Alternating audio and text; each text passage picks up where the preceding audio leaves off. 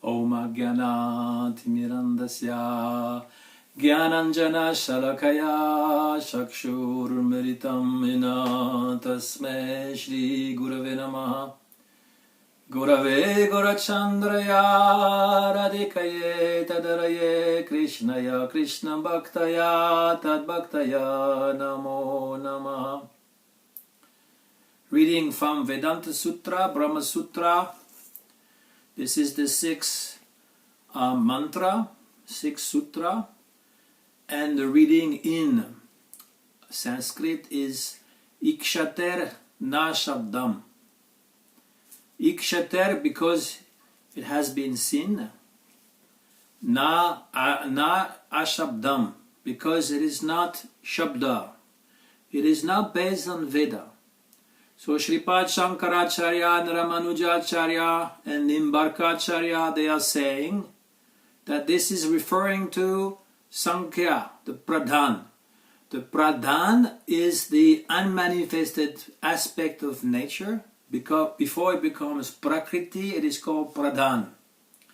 And they say that the Pradhan is the cause, the origin of the world. But because it is said, Janmadiyasya Yataha, Brahman is the Jagat Karanam, the cause of this universe.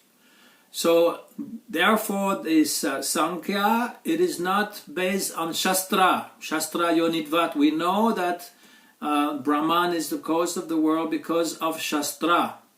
In Sankhya, because it is not part of the Veda, it is called Ashabdam. Brahman is the cause of the universe, not the way that the materialistic people are saying, that matter is self-created, self-generated. It has this potency in itself, Brahman, to create the world. Shripad Sankaracharya, in this explanation of this sutra, is saying that everything is being covered. The Brahman, that is, everything is being covered. He's called Upadhi. Upadhi means surimposition. Something is surimposed on something. The example is like a glass. You have a glass full of water but transparent, and you put a red rose behind it. You will see the red rose through the glass, but it will be superimposed because of the glass is deforming this. It will seem that the glass is red because of this red flower, because it's been placed there. So similarly, Brahman is pure, but when the matter it's in contact, then it becomes covered over. Brahman is, Sankaracharya is speaking about the Atman, who is covered over by this Upadhi. What is Upadhi? Something that is added on, like it is called limiting adjunct, something that's been added to the real self, namely the mind and the body. This is called Upadhi. This is Shripad Sankaracharya's philosophy, which is a little difficult to understand, because it is, as Prabhupada said, a lot of mind jugglery or mental speculation. Shripad Ramanujacharya is not agreeing with Sankaracharya, of course, and he's quoting from the Subal Upanishad, saying that actually this world is being animated by the Antaryamin, the Paramatma within, the super soul. So he's quoting this Subal Upanishad, which said earth is his body, the body of Brahman, but earth doesn't know Brahman, and even though Brahman is inside the earth and moves the earth, similarly Brahman is in water and moves the water, even though the water doesn't know Brahman. Similarly, Brahman is within the body and moves the body, even though the body is not aware of Brahman. Similarly, the air is moved by Brahman, and the air doesn't know that it is Brahman inside. Similarly, space, mind, and so on, everything is being moved by Brahman. So this is Shripad Ramanujacharya's special philosophy. He says that Brahman actually has the body of the universe. This is also in Srimad Bhagavatam, where we speaks about the Vishvarupa. Vishvarupa, Vishva means cosmos, universe, Rupa, the form, the universal form of the Lord is made of gross matter. But within is the super soul. Srila Prabhupada explained even more simply, just as the body is animated by the soul and therefore it is conscious and therefore it is active, similarly the universe is a gigantic body and is conscious because of the super soul and is active. Everything, the earth and the moon and all the planets are turning around the sun and so on and so forth because of the super soul. Otherwise, dead matter doesn't move. It is not alive. Srila Madhvacharya, because this are the three main commentators on Vedanta Sutra, Sripad Sankaracharya, who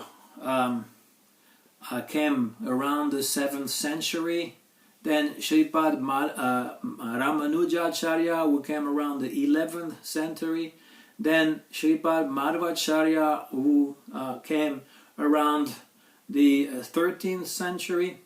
Then after you have Sripad Nimbakarshaya or Nimbaditya, he is around the 14th century.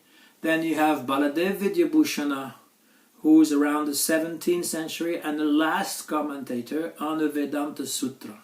Sripad Baladev Vidyabhushana, he was inspired by Govinda, and he wrote the Govinda Bhashya. But also he studied Vedanta when he was in Udupi, in the mat of Sri Madhvacharya. He studied the commentators of Sankaracharya, Ramanujacharya, Madhvacharya, and unlike us, people of these days had great memories. We need to have a memory stick or memories on the computer, but they had everything within their head. So he remembered everything he studied. So most of the time, his interpretation or his commentary on Vedanta Sutra, called Govinda Bhashya, goes along the same interpretation as Sripad Ramanujacharya and Sripad Madhvacharya. So whenever there is something new that Sripad Baladev Vidyabhushana is saying, I will mention. But otherwise, these are the three main commentary on Vedanta Sutra. The Shariraka Bhashya of Sripad Sankaracharya, the great impersonalist Advaitavada. Then the commentary, the Sri Bhashya, the commentary of Ramanujacharya of the Sri Sampradaya, Vishtita Dvaitavada. Then the third one is Sutra Bhashya of Madhvacharya, Dvaitavada, just pure duality. That's why he has these two fingers raised to show that there's living entities and Brahman. They are not one. So Madhvacharya is saying something totally different from Sankaracharya and Ramanujacharya. He's saying Ikshatir na Shabdam actually doesn't refer to Pradhan. It refers to Brahman being expressed through the Veda. Because he's saying, why is a need of speaking of a new subject matter about Sankhya when we were speaking about Tattu Samanvayat? First, Shastra Yonidvat Tattu Samanvayat, meaning the interpretation of all the Vedic literature has to be in agreement. So therefore it is in a continuity. And this Sankhya, defeating Sankhya, is in the last pada or last part of the first chapter. There's an entire part dedicated to the refuting of Sankhya philosophy. So Madhvacharya is very original in that sense. He's the only commentator saying, no, this has nothing to do with Pradhan. The translation of this sutra means that Brahman is not Ashabdam. Brahman is not inexpressible, because the Advaitavada or Sankaracharya is saying that words are all relative. They cannot describe Brahman properly. So the words of the Veda are relatives. There's two things or three things in what we call epistemology. How do we understand what we know through language? So the first interpretation of language is called mukhya vritti. Mukhya means by mouth, means literal meaning. If I say water, fire, air, this means the elements that are concrete, that we can see, material elements. This is called the direct meaning or the literal meaning. But then there are secondary meaning, guna vritti, and imaginary meaning or allusion, metaphoric, and this is called lakshana. So the example of secondary meaning is, the example is like if I say there's a very nice village on the Ganga, on the Ganges river, it doesn't mean that the village is inside the Ganga. How is it possible? It will be totally overflowed. So in other words, this village is situated on the bank of the Ganga, but I'm saying on the Ganga. And we can also use this example about Navadvip. When you go to Navadvip, people say this is Navadvip, but we actually know that Navadvip means the 9 islands. So this is not a specific place. And so therefore we have to reconciliate. This is secondary meaning, and there are many other examples, but this just a glimpse to understand what is secondary meaning. And then metaphorical meaning is like, for example, if you say that Devadatta is a lion. Actually, Devadatta is a man, but we are comparing him to a lion because he's very strong. So this is metaphorical meaning. So Shripad Madhvacharya is saying when the meaning is clear, there's no need of interpretation. But the Mayavadi, they are saying, the impersonalist, they are saying every word has to be interpreted. They're only lakshana. They are only metaphorical meaning when they relate to Brahman. There's 2 reality for the Buddhist and also for the Mayavadi. Actually 3, but let's say 2 for now, it will be more simple. There's the transcendental reality, Paramartika Satya, and the ordinary worldly reality, Vyavaharita Satya. So when you are expressing such things as Brahman, the absolute truth, Brahman, through relative words, you are using ordinary words to describe the absolute reality.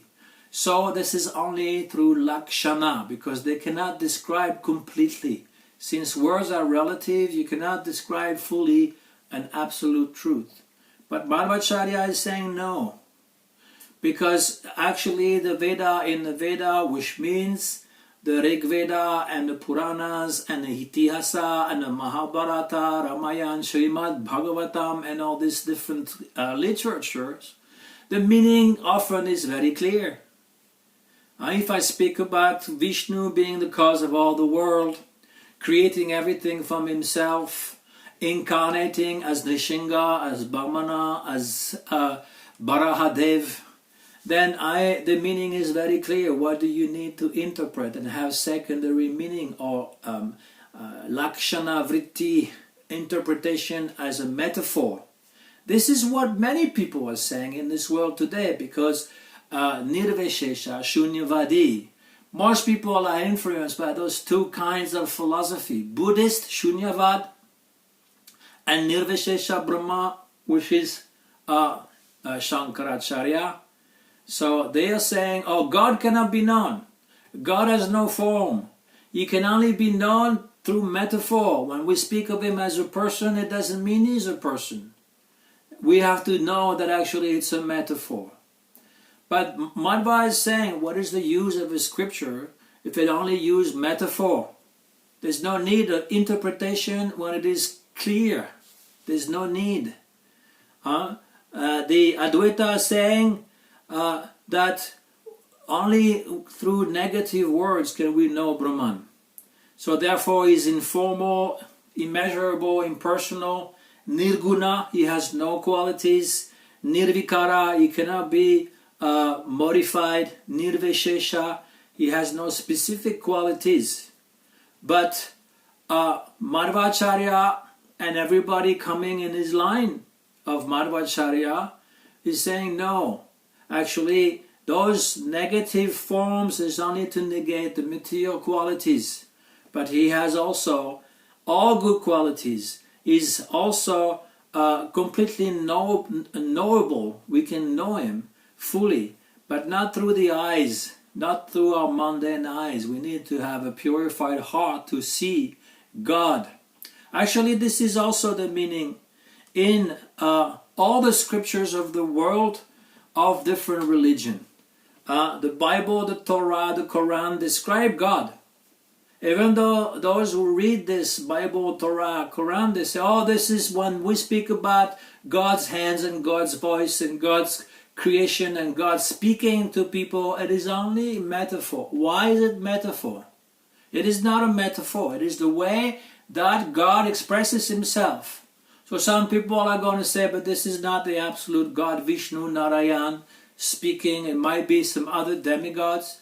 That may be, but still, this is very straightforward. That message has been given by those gods or by the highest God to human beings. And we have to listen to them. And then they have to go through our heart. And then they have to move us to action. This is the idea. Otherwise, there's no need for scriptures. There's no need. If they have to be interpreted and they mean something else, then there is no need to any scriptures. The saying is, when someone is pointing, the sage is pointing at the moon. The fool is looking at the finger, not at the moon, thinking, oh, the finger means something else. But they're not looking at the moon. So similarly, when you are pointing to Brahman, who is Purushottama, who is Bhagavan, Sri Krishna, then there's no ambiguity. It is straightforward. There's no need to interpret. Yes, it is true that Veda cannot be known fully, and also Brahman cannot be known fully, because, as I said, the mundane eyes, Vishnu is called a dokshaja, beyond the power to see. Not only the seeing power, but beyond our capacity to hear, beyond our capacity to taste or to touch or everything, of course. But it gives us sufficient knowledge that we can come and worship him. That is the general idea. So there's sufficient information. So Ikshetar Nashabdam to Sankaracharya, to Ramanujacharya means that Pradhan is not the creator. But Madhvacharya is saying, why are you introducing a new subject matter? We were on that matter that Brahman can be known through scriptures. So yes, this Brahman is not Ashabda. It is not like impossible to know. Shabda means Veda. Ashabda means not pronounceable. Shabda means also word. It means Veda, it means word also. So if you say Ashabda, it means, oh, I cannot pronounce it. I cannot express it. But Sripad Madhvacharya and Baladev Vidyabhushan also is saying, no, this is not Ashabda. We can know. If you study scripture again and again, you can know. Krishna is saying to Uddhava, it is very difficult to understand Veda. I am the only one to understand Veda. But if you hear from me, you will understand that all the sections that speak about sacrifices, that is ritual sacrifice. Of course, we have to understand when we speak about sacrifice yajna, it doesn't mean to kill yourself. It means, or kill any animals. It means ritual sacrifice, and usually they don't imply killing animals. So this is the fire sacrifice. When the Veda are enjoining sacrifice, meaning karma kanda section, it is for me. When they're expressing jnana kanda, knowing me through knowledge, it also searching for me. And through the various naming of the different gods in the Veda, then this is also me that they are worshipping, upasana kanda. This is also what Madhvacharya was saying. All the names of the gods of the Veda, actually, they are referring to Vishnu alone. Vishnu alone is to be worshipped because all the gods are part and parcels of Vishnu. This is the explanation. There are 3 khandas in the Veda. Jnana Kanda, Karma Kanda, first Karma Kanda, Jnana Kanda, Upasana Kanda. Karma Kanda means activities, rituals. Jnana Kanda means knowledge, metaphysical knowledge. And then Upasana Kanda is bhakti. This you can find in the Veda. Already in the Rig Veda and Yajur Veda, you can find through the mantras these 3 aspects that you can approach the highest truth through rituals or through knowledge or through love. So this is the general meaning of this sutra. There's 2 different interpretations of that sutra. The first one is Ikshatirana Shabdam means, according to Sankaracharya, Ramanujacharya, Nimbakarshacharya, it means that Pradhan is not the cause of the universe, because Pradhan, meaning unmanifested nature in Sankhya, is Ashabda, not Vedic. Then the second interpretation given by Shripad Madhvacharya and Shripad Baladev Vidyabhushana is that Brahman is not Ashabda. It is not inexpressible. It is not ineffable. You can actually express it. You can describe it. This is the general meaning, and it goes out through the 4 other sutras in the same line that we'll see next time. Banshakalpatarubhya cha kripasindubhya iva cha patitaram pavanebhyo vaishnavebhyo namo namaha.